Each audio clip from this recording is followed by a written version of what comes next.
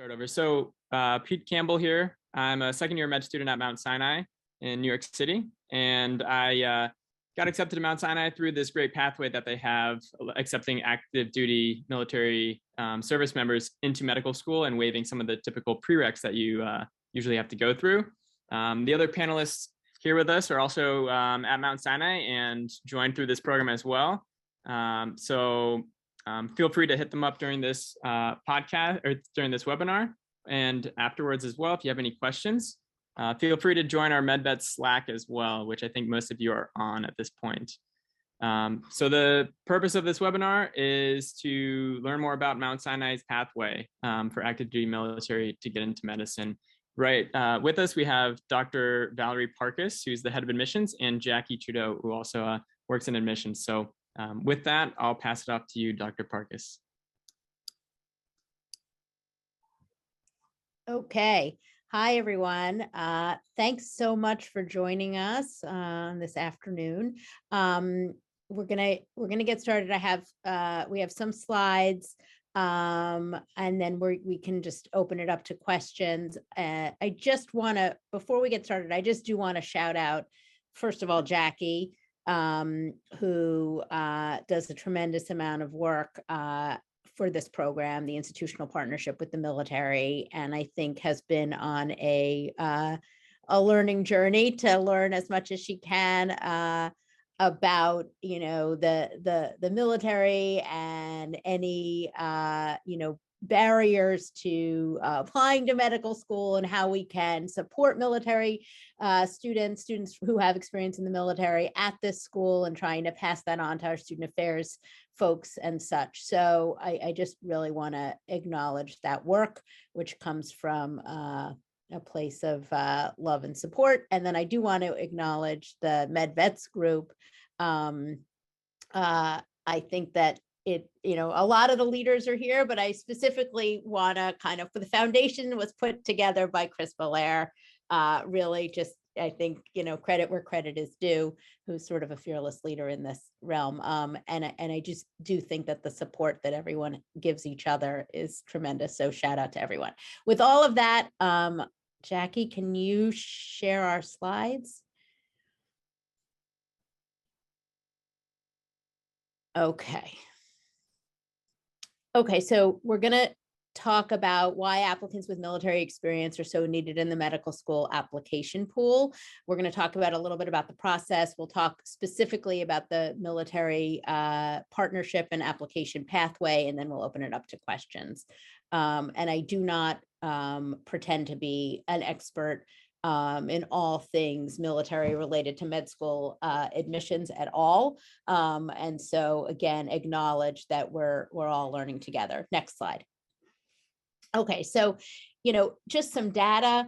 In 2021, there were 60,000 applicants to U.S. medical schools, and of those, 1.6% had military experience, right? And if you look at 2022, slightly different numbers, but the same 1.6%. So you're getting really small numbers of applicants, yet I think anyone on this webinar, and certainly the folks on the panel, would acknowledge that it's really an important pathway to support and to encourage, and sort of trying to think about the nodes in the pathway that are making this pathway less accessible. We have to start thinking about how we can break down those barriers, which is some of the work that we're trying to do at Sinai. This webinar, though, is a little bit less about those barriers and a little bit more about thinking about your own personal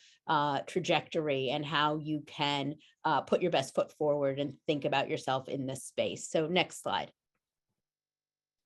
So this is something called Slido, which you probably don't know anything about, but you're gonna hover over that QR code and then join with that number there, 3024476, and answer the following question. What experience does one have in the military that are applicable to being a physician? So again, the reason I'm asking you this question is because I want this webinar to help you think about yourself moving forward in this application process. So leadership.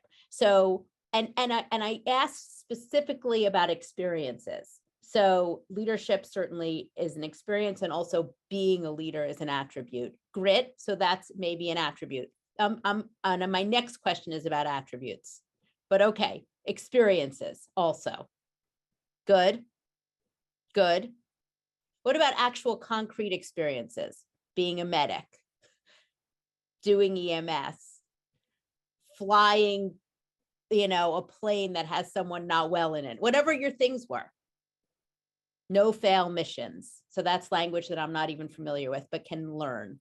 Cross-cultural communication, experience diverse cultures, adaptability, teamwork, troubleshooting, grit, collaboration, adaptability, frequently working in a stressful situation, decision-making. I don't see it, but certainly it's there, right? Collaboration, teamwork, responding, trauma. Yep. Discipline. Excellent. Okay, so one should take a picture of this, right? Because those are military experiences. But if you think about medicine, they're extraordinarily applicable to medicine. So this feels like this 1.6% is really small, yet all of the experiences or attributes, and I'm about to ask you attributes, and I'm not going to make you do the same thing, because in my mind, I was separating them. But when I asked the question, somehow you were putting them together, and that's totally fine. Selfless service, right? Servant leader is something I have really seen in some of the applications. Integrity. Mental health, working with refugee populations abroad, right? So much mission accomplishment for troop welfare. I mean, this is amazing. I want to sit with it for one moment, because again, it's so clear how important the work that you're doing in the military is, so applicable and really the same as medicine in so many ways. Next slide. So this is a question about attributes. I had taken apart experiences thinking that you would write around being a medic and things like that from attributes. And I think you answered the attribute question, so I don't think we need to do this one. But again, attributes, teamwork, leadership. Okay, attributes, curiosity about others, right? There's all those attributes that are really exemplified and built up and honed over years in the military. Time management, good. Calm under pressure, excellent. Okay, we can answer it. I'm letting you answer it. Go ahead. Waking up early. That might be my favorite thing. When no one else is up and just doing my thing. Yeah. Getting work done. Stress management, curiosity, teamwork, stewardship of the profession, history taking, good. Continuous learning, attention to detail, juggling multiple roles, caring,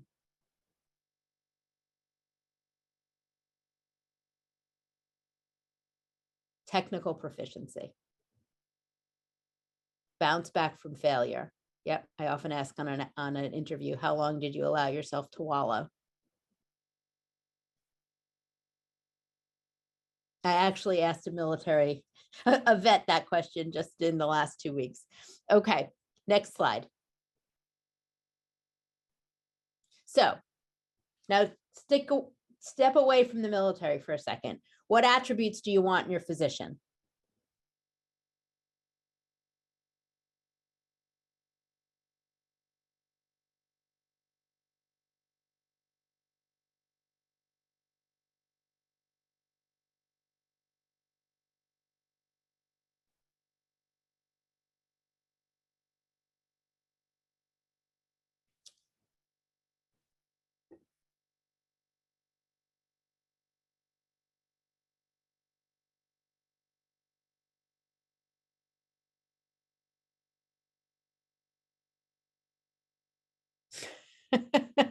willingness to step away from the chart, from the electronic medical record.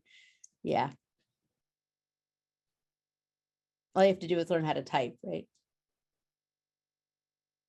Tactful, respectful, competent, kind, trustworthy, caring, empathic, reliable, listening, bedside manner, tactful. Okay, so people can continue. I think my point is well obvious.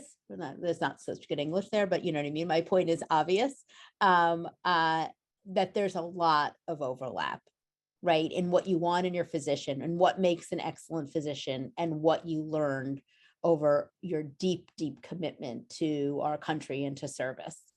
And I think that is what has to be shown through your application, right? And that is not really such a big jump. It takes some thinking to putting together all those nodes and thinking about what you learned from every experience and translating the experiences you had to someone who might not be familiar with the military. But the attributes and the experiences that were had are so applicable that it seems quite obvious if you just take a step back from it. Okay, so next slide. So what are medical schools looking for in an applicant in an entering class? And if you think about the attributes that one wants in a physician, then those are really the attributes that we're looking for in an applicant, right? So all of what you just wrote, competent, trustworthy, empathic, good listener, team player, leader, right? And if you think about if we want those in the graduates from a medical school, then we should want them in the people coming in, our applicants that we accept to the medical school. And if they're the same ones that are in people who are in the military, then your application is building itself.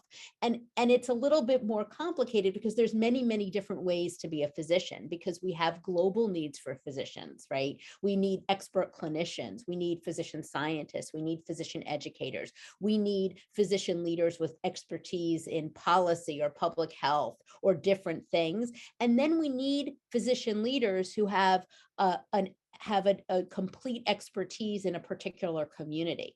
And so maybe you have an expertise in the veteran community and you're going to leverage that to be a physician who knows about that community and does a lot of work within that community, right? So again, your application is beginning to build itself just by thinking about these questions and answers. Next slide. So in addition to all that, there's some personal and professional inspiration that probably happened over your years in the military, probably maybe around either deployment or educating others or working with communities of need or thinking about other communities that had sort of aspirations that weren't fully being met. And so I think it's important to think about what is inspiring you towards this career also. And then you have to put all of that together into a narrative, into your application. So this is not something you can do in a day or two. This takes like some, a lot of good long runs and some walks and thinking it through and jotting things down and thinking about what's inspiring you and what is going to be your aspiration and what you have learned and what experience and attributes you have shown through your military career, and then putting that together into an application. So let me get a little bit more specific. Next slide.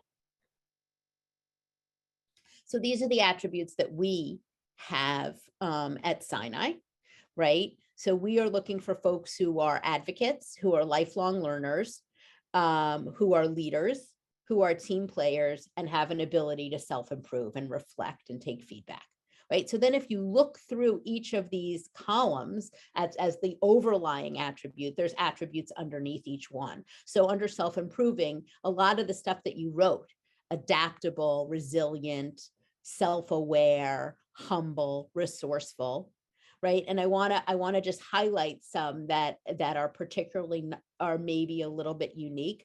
Under advocate, we have socially conscious, empathic, culturally aware, right? And these are things that you have had experience doing, right? Empathic, being culturally aware when you've been stationed all over the world. Systems aware. Systems aware is a new one where we had a recent retreat in admissions, and we added systems aware to this. Understanding how systems impact patient care and medicine, right? Understanding how systems put things into place, right? And sometimes we have to work against the system at times to sort of achieve the best outcome for the patient. And so how do we get under that to understand what those systems are? Lifelong learner, disciplined, committed, passionate, curious, right? Leader, change agent, innovative, practical, visionary. So how can you show practical and visionary? But I think that's very clear through the military. Team player, collaborative, dependable, appreciative, right? So I think this is important. It's not different from everything that you put in through the Slido. Next slide. So now getting more practical and more concrete. We are looking for these criteria. We're looking for those attributes, but in these buckets of criteria. We're looking at your academics. We're looking at your commitment to clinical medicine. We're looking at your service activities, right? And I would say that the military is one big service activity, and it has to be displayed that way in your application. Research, which is an area that usually is a little bit lacking in some of the applicants who are from the military, and that's fine. The strength of the whole can be bigger than the sum of the parts, right? We're looking for other activities, and then we're looking for a broadening and sustaining of diversity in all realms. And I will say that folks who are coming from the military, who are career changers by definition, are often offering a different lens in the classroom. And that's what we want, right? Diverse perspectives lead to excellence. And so diversity in all realms is critically important. So tell us your story in your application. Tell us what's unique about you. Next slide. So we've been extraordinarily about attributes and different buckets. I want to just talk about what the application process really looks like. So there's an AMCAS application in the traditional track application, and that is standard questions. Then we have a secondary application that every school has a unique one, often asking specific questions about that school. What happens on our side, just so it doesn't feel so opaque, is that we read each application twice, a primary screen and a secondary screen. We then interview someone. We then go to committee where the interviewers present the applicant, and then we have a decision. So that's the process here. Let me get a little more detailed. Next slide. So the AMCAS application has a lot of demographic questions. It asks about your education. It asks for you to fill in coursework and transcripts, and then to present activities. So I just want to take a moment about activities and think through both the attributes that you want to display and the buckets that we have here at Sinai. So our buckets again were academics, clinical experience, service, other extracurriculars, research, and understanding you, broadening of diversity and thinking about you in a unique way. So through your activities, it's extraordinarily important that you think about those buckets. So critically important is a commitment to clinical medicine, because for many of you, this is a big career change. And so one question we have is, how committed, how much do you know what you're getting yourself into? So how does one display a commitment to medicine, right? It might be shadowing. It might be doing some work as a medic. It might be doing work in EMT. It might be doing work in some sort of something, in related to medicine that's not actually with a physician. It might be with a nurse practitioner or a PA or a physician assistant or someone on, in a trainer, right? If you were an athlete, it might be that you spent time with a trainer thinking about sort of how to take care of a specific community. It might be global, it might be local, but there has to be enough clinical experience so that you know that you want this, and we know that you want it, right? Because just like everything that you've done in the military, this is also a very hard, rigorous pathway, and we want you to get into it for the correct reasons. So it's very important to think about that bucket, and it's very important when you're writing your activities to explain to us, not in military ease, because we don't know all the language, but actually explain to a layperson what you did, right? And so that first bucket is clinical medicine. The second bucket is service, right? And so again, it can be institutional service, it can be service to a disadvantaged community, it can be, but it has to be something around advocacy. And I maintain and say at every committee where we're talking about someone who was in the military, that the whole career is service. But you should talk about that, right? Servant leader, like some of the words that you used yourself, you have to keep saying to us so that we understand what it was that you did. Helping and leading folks through the pathway who were below you in the hierarchy of the military, or helping a different community that you were stationed within, or helping folks who were stationed with you. I don't know all of the experiences that all of you have on this webinar and where and what your experiences were, but again, thinking through clinical, service, and then other activities, right? And for many of you, that might be athletics, that might be music, that might be, a whole host of things, writing, right? It might be, but, kind of what makes you you. And again, it's the military too, is considered other activities in a lot of ways. I will say that the scholarly work, research, biomedical research, I know can be hard to attain, and that might be fine. That's okay. But you might have done some scholarly work either as an undergrad, you might have done some scholarly work in a different realm, right? More in political science or health policy or history, and that's scholarly work. Or you might have done research in biomedical science. But sort of think about that bucket, and if it's not a big bucket for you, that's okay. But do acknowledge it in some way. And then lastly, tell us about your story through your activities. Okay, that's activities. Personal statement, same thing. Why medicine? What have you learned? Tell us your story. Make it authentic. Don't write it quickly. Write it over time. Have other people read it, edit it, right? It's very, very personal. It's an important part of your application. Your letters are very important. It's important if you've done clinical work to have a letter from a clinical person. It's also important to understand that military letters are written a little bit differently than sort of pre-med health, the pre-health advisors letters that we're used to. And that's something that I think as a community, we have to make sure that the medical school admissions folks are understanding. There isn't as much hyperbole from a military letter as there is from a pre-med letter in general, right? And that's okay. We have adjusted our lens here at Sinai. And I think we have to work to make sure that all schools are doing that. And I think that's something that the MedVets and other folks have taken on. But it's important to make sure that you have letters from people who can really speak to your attributes and speak to your commitment to this career path. Those two things are paramount. Secondary essays will, again, try to speak to your attributes and your experiences, and often will ask why a specific school or ask about a specific attribute, such as teamwork or something like that. So that's kind of breaking it down a little bit more specifically. Next slide. When you're applying on the traditional track, you will have interviews. Our school does traditional interviews one-on-one with a student or faculty. There are schools that do sort of a smaller mini kind of like speed dating, where you talk to multiple people for a shorter amount of time. You should know about the school, what kind of interview they have, so you can prepare accordingly.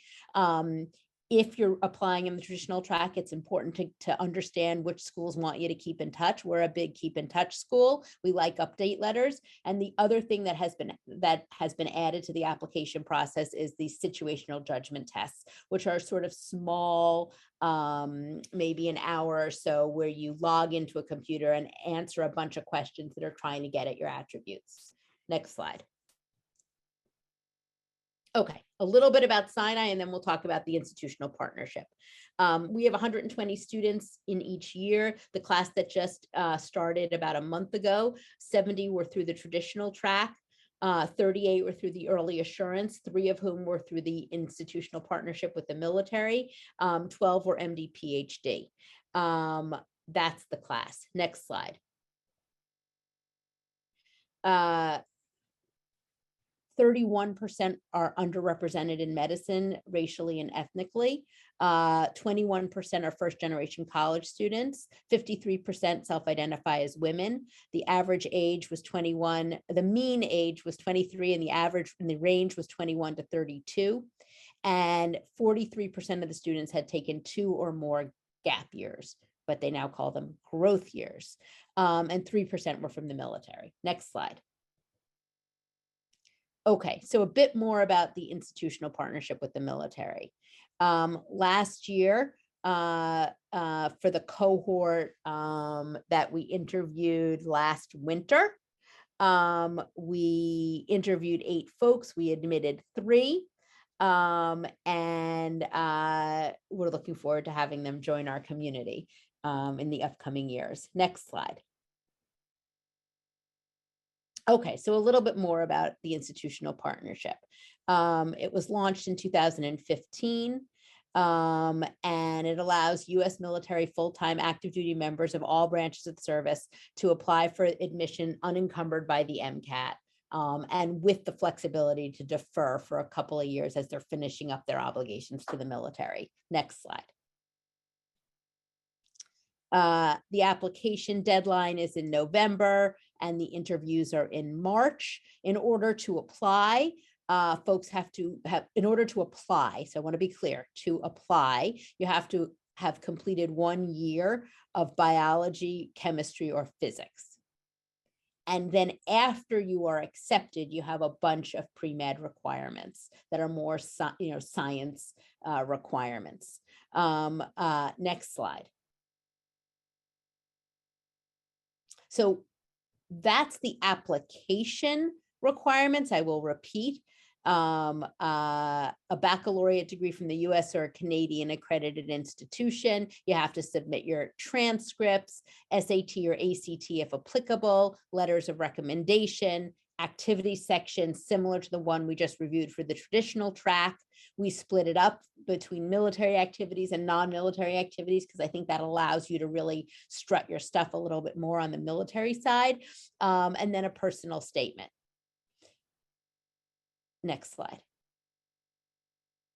Once you're accepted, these are the requirements. 1 year of bio, 1 year of general chem, a semester of orgo and biochem, physics, statistics, some laboratory experiences, and also experiences in clinical medicine and some exposure to social determinants of health and disparities in healthcare outcomes.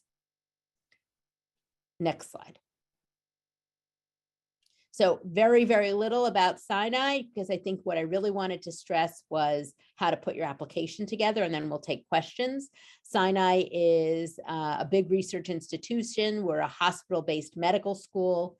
We're ranked in the top 20 for all medical schools, actually 11th at this point. We have very good match to residency success. We have a big research requirement and students are deeply invested in doing advocacy work. We're a big health system in New York with a lot of residency programs here. And we actually have an early assurance to residency. So we're big into the early assurance landscape. Next slide. I think a couple of things that make us unique. Our deep, deep diversity of clinical experiences with this huge health system throughout New York City.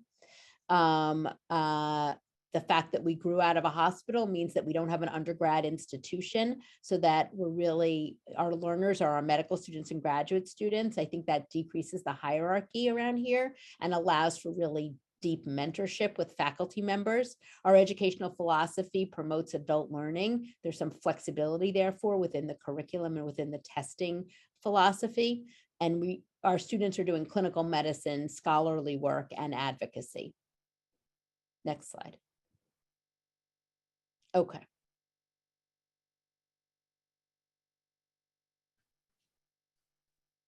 All right, Dr. Parkas, thank you so much for presenting that for us. There is a question right now, and then I'll also make everyone a panelist so that you can see everybody and it can be more interactive. But the question while I'm doing that is, what's the best plan of action for applying to Mount Sinai as a veteran? Is it best to apply under FlexMed or US or the military institutional partnership admission cycle? I think it totally depends on what criteria you meet. So if you have 2 more years left of undergrad, I think it's great to apply through FlexMed, but that's a very specific requirement. If you are an active duty member, then it's prudent to apply through the institutional partnership. If neither of those are met, it's prudent to apply through the traditional track. All of them offer, I mean, we love our school, but there are a lot of great med schools out there. So, I think that my hope is that more and more folks apply to medical school because the skills and experiences that you bring to the table are needed in our physician workforce so that we can start addressing, disparities in healthcare outcomes for veterans, so that we can start having servant leaders, so that you can influence the people in your class and at your anatomy table and in your doctoring course with the attributes that you've grown over the years, and you're going to be a change agent in this space. So however you apply, it's great. I mean, I have spoken to, there's a young person who I spoke to a year or two ago who didn't meet the kind of criteria, the requirements for FlexMed or the IP program. And I said to him, you are going to have amazing success in the traditional track. And he did. So I think however you do it, it's all good. Okay, thank you. Did I answer the question, or does the person want to ask it more, yeah, we'll see. That's from Aaron Rosales. So, okay. Aaron, if you have anything else to add, go ahead. In the meantime, there's another question. Let's see. Considering that veterans have their own health system in the U.S., the VA, and considering further that veterans make up a significant amount of hospital encounters, it's nice to hear that Mount Sinai has made steps to improve the number of veteran providers. And then the 2 questions are, first, what is the military partnership timeline if the applicant has all prereqs met except for the MCAT? And then second, if the applicant does not have the ability to get a committee letter for their letters of recommendation, what do you consider a best practice for compiling and submitting letters? Okay, let me answer the committee letter one, and then I need to repeat the first part because I think I already forgot it. So the committee letter, that's fine. I mean, not everyone has to have a committee letter. If you have a committee letter, that's great. I would say many of our military folks do not have a committee letter. I think you just have to hit all the high marks. You have to probably try to have someone who has a sustained relationship with you, who can speak to your attributes, who can speak to, your leadership, your integrity, your ability to multitask, your ability to communicate, all those attributes. So that can be someone in the military, clearly. And then, you probably want to have someone who saw you in the classroom, perhaps in a science classroom, right? Who can say, that you were an engaged learner, that you're curious, that you perhaps, had, came to office hours, helped other people in the lab, whatever that is, that sort of academic readiness piece. So I would just put together a bunch of letters from people who know you well. A person who doesn't know you well, I wouldn't ask, and think about sort of how the different people you're asking sort of compile a picture of you together and kind of allow you to be a well-rounded applicant. Did that answer that question about letters? That's from James White. Okay, and James, I see you right here.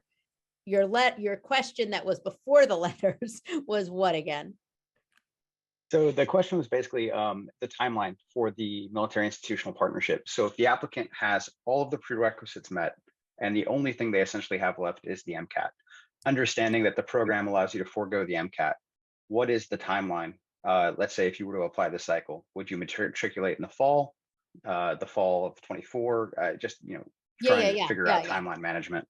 Right. You matriculate, you tell us is what we do. So for the IP, we have, and I feel like I should let Jackie speak because she does all the work. So, we have a sheet that we call, Jackie, what do we call it? Yeah, so during the application process, we have applicants fill out a form to get a better sense of their timeline for matriculating, but that's of course not set in stone. We work with students after acceptance to figure out what their timeline is, because some students admitted to this program are still on active duty and they have to fulfill their service obligations. Some have a combination of service and the pre-matriculation requirements. So we really do work with you after acceptance to figure out what that timeline looks like. Does that answer the question, or? It does. Thank you very much. Yeah. So this if you were to apply this November and be interviewed in March, you might tell us my matriculation date is 23, but you might tell us my matriculation date is 24, right? So I bet you that everyone on this call can speak to that. Tyrone, like you applied, I mean, you matriculated in 22, but you applied in when? So I applied in the fall of 2020. Oh, sorry, I'm with them. And I initially thought I'd be able to start last year, 21, but I was unable to get out of Germany in time. So I pushed my matriculation to the following school year. So, yeah.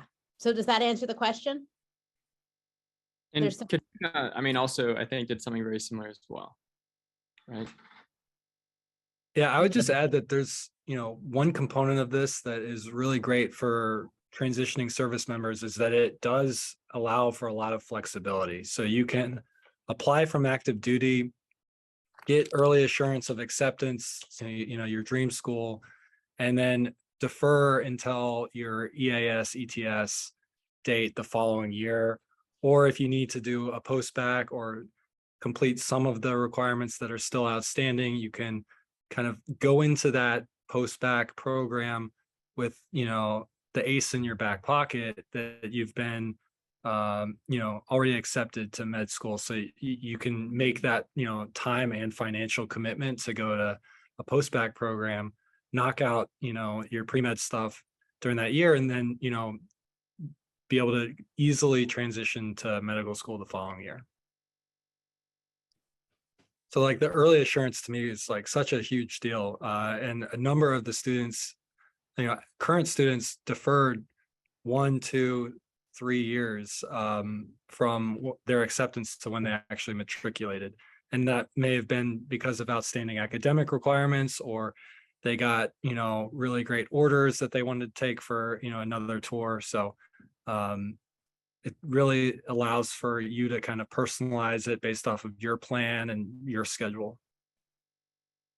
I want to allow Emmanuel to answer his question, but to ask his question. But I'm just wondering, I see that we have a student who came through linkage, and that's actually even more confusing, right? So I don't know if you want to speak to that.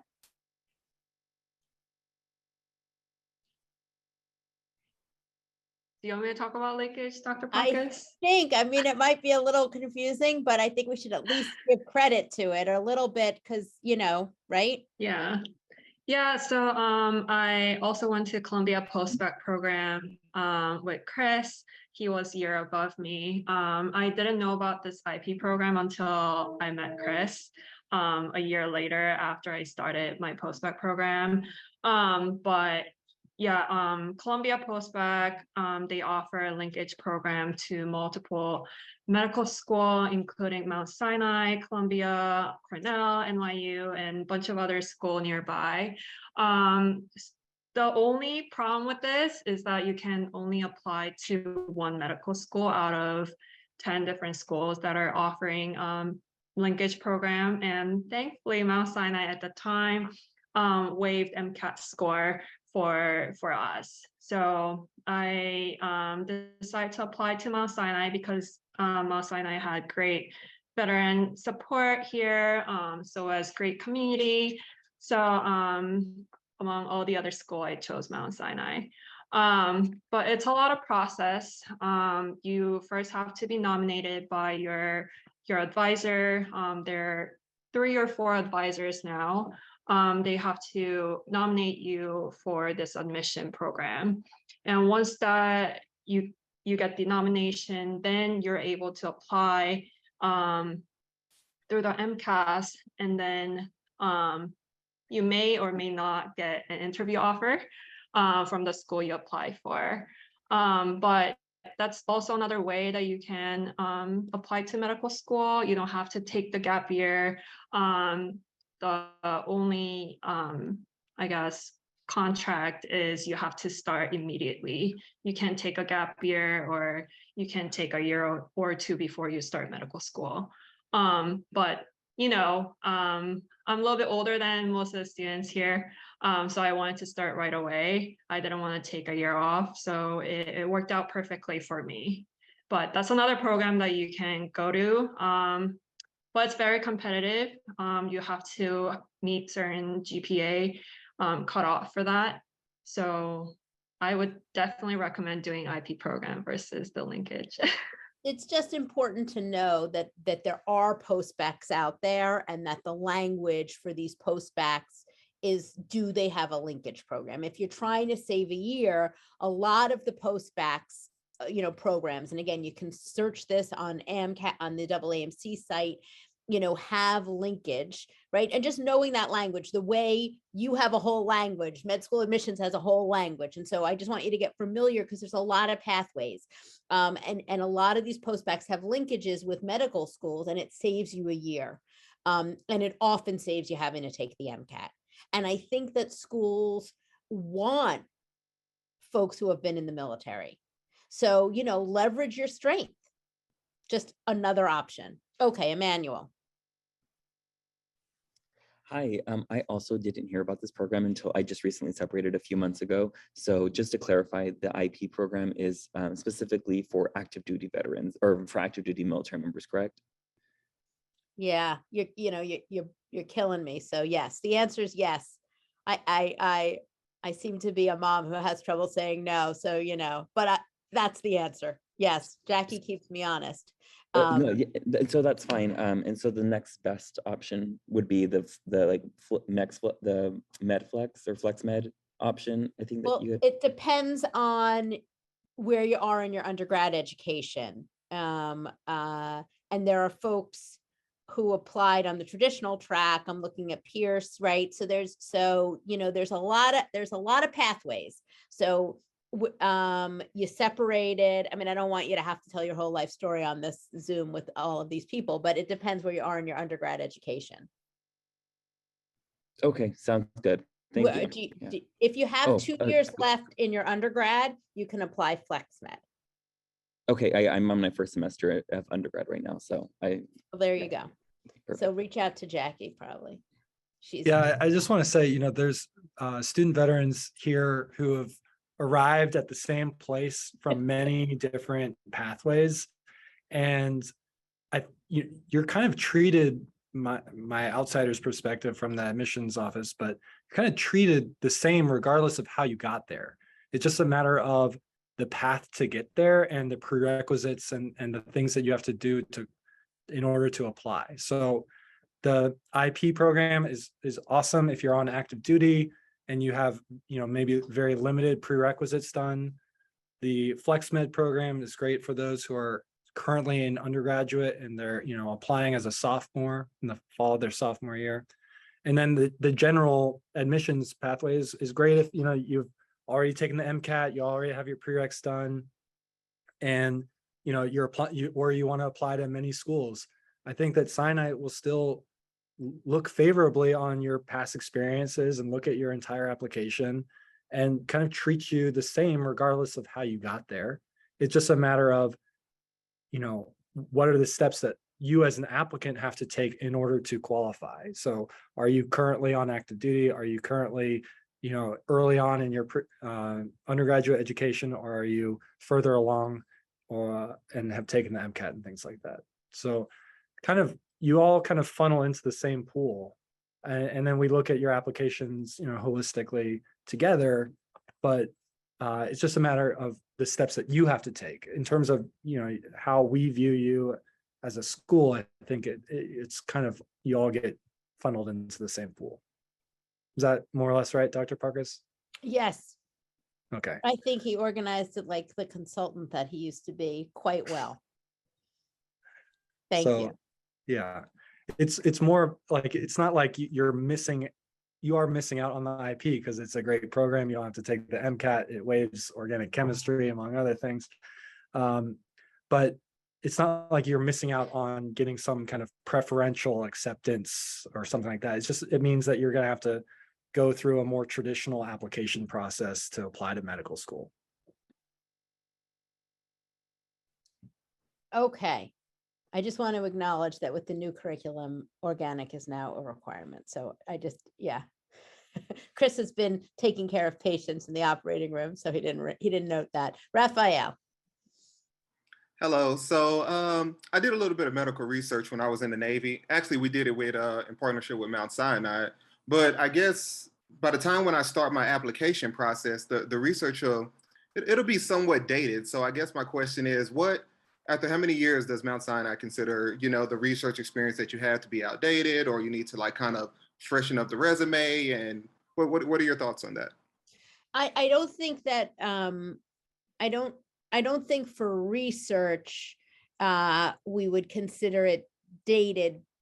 The skill set that you learned, right? How to be the driver of a question, how to kind of generate a hypothesis, how to work in a team. If it's in a lab, you know, if it's more, you know, something like education or policy or public health research, how to ask the question, the statistics that you want to think about. That's what we're looking for, right? Not the actual that the research is necessarily, you know, today cutting edge. So I wouldn't worry about that. I do think that other things we do look at the time between, like last time in the classroom, right? Having science coursework, how much clinical you've been able to have of recent, because, you know, we want that fire in the belly for clinical medicine to still be alive. So, but I think research from a previous time is great. Thank you. Mm-hmm. Calvin. Hi, I just saw Kaylee's messages in the chat and just want to follow up on that. I'd asked Jackie about this before. So about like online classes, I understand you guys would work with applicants after acceptance. I guess I just kind of want to know more about what would go into validating an online class. Just for me personally, I'm looking at taking courses now prior to a potential, you know, application window, and just would like to know if it's even worth looking at online classes before the application cycle. Yeah, so I think our main goal is that folks are ready for the academic rigors of medical school, right? And so some of it is just, you know, your honest assessment of how those classes were. You know, if it, you know, I think it's hard to get some laboratory experience, right, via Zoom. And also the academic rigor of a class. I think we understand, and I think, you know, I'm looking around, Katrina can probably speak a little bit to, like, we really work with you to try to like figure out where you can get like physically to a class that's local to you. And then when COVID hit, it even became harder. We have experience with like the University of Maryland online. We know that a lot of the vets use that. So I think that it's really just about sort of how rigorous the class is and how much you're learning of the content. I'm not trying to punt, but I'm trying to actually, tell you what we're thinking about. Does that help at all?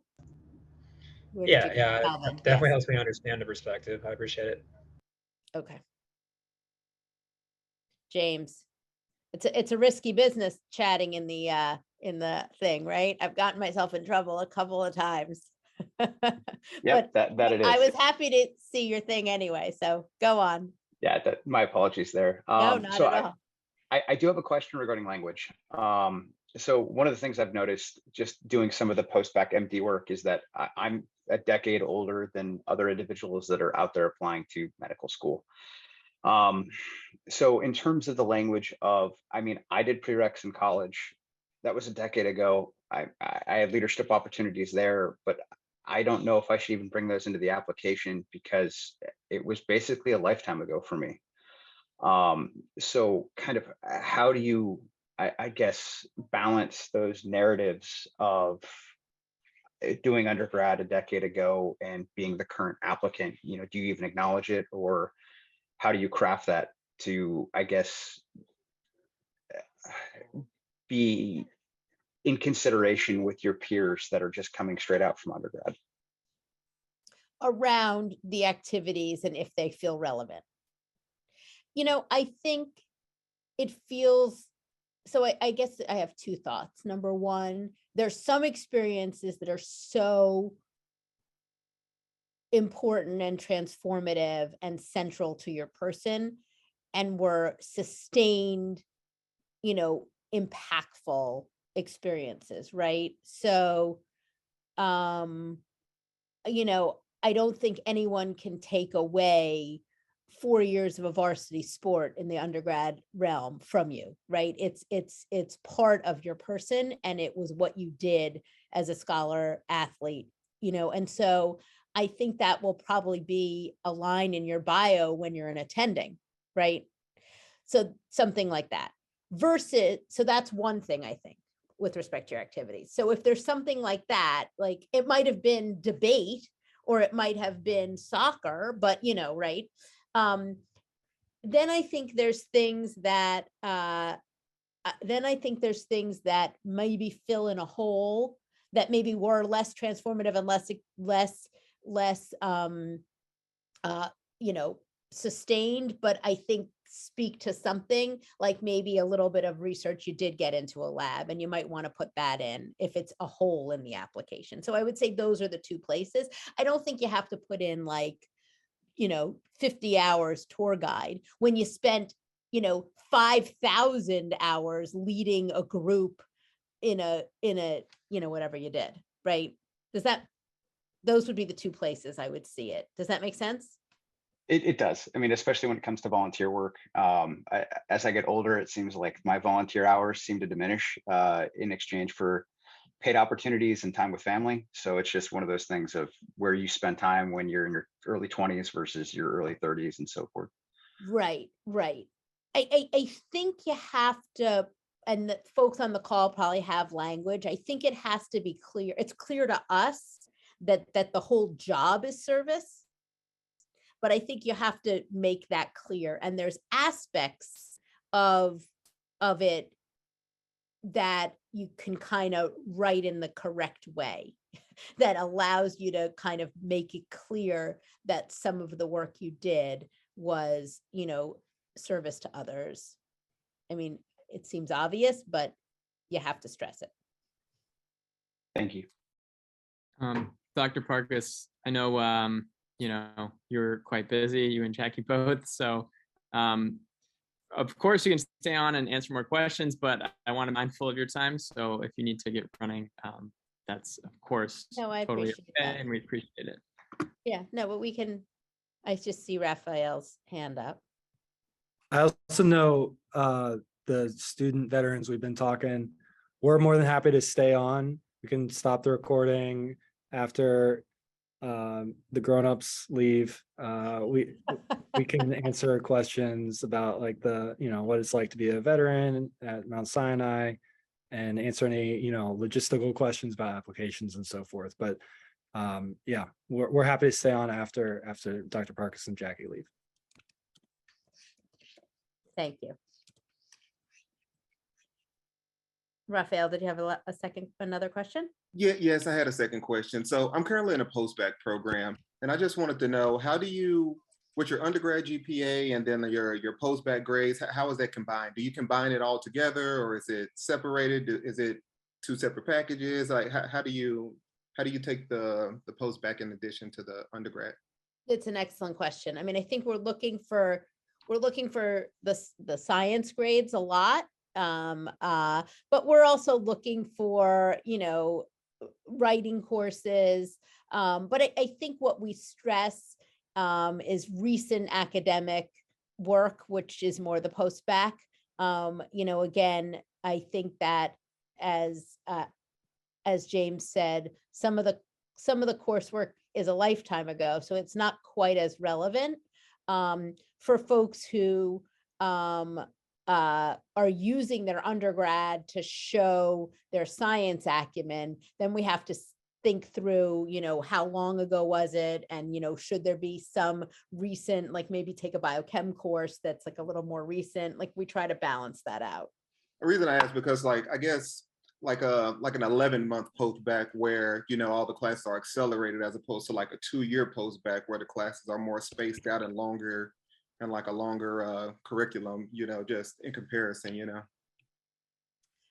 Yeah, I think we're also looking for post-bacs. We want it. We don't know the rigor of every post-bac. Program. So we try to also take that into account a little bit more so, I'd say, than the length of the program. I do think that when you take one of these ones that's all the pre-meds in 1 year, that is a little bit like med school, because because the content is coming quickly. So I think we balance all these things. There isn't one way. We come from a place of trying to give benefit of the doubt and hoping that and also not wanting to bring in folks who are not academically prepared for the rigors of this school. So we try to sort of make sure that they are. I don't know if that makes sense. No, it does. Thank you.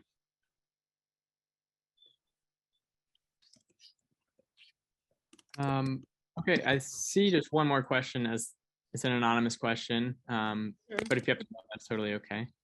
The question is, would you like me to ask it?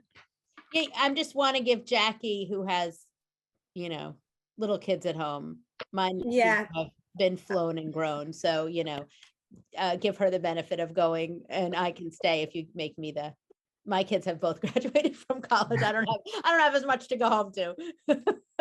I'll probably hop off in a minute, but if the question is about a veteran who has multiple master's degrees, and a post-bac but hasn't taken an MCAT, would the MCAT still be waived?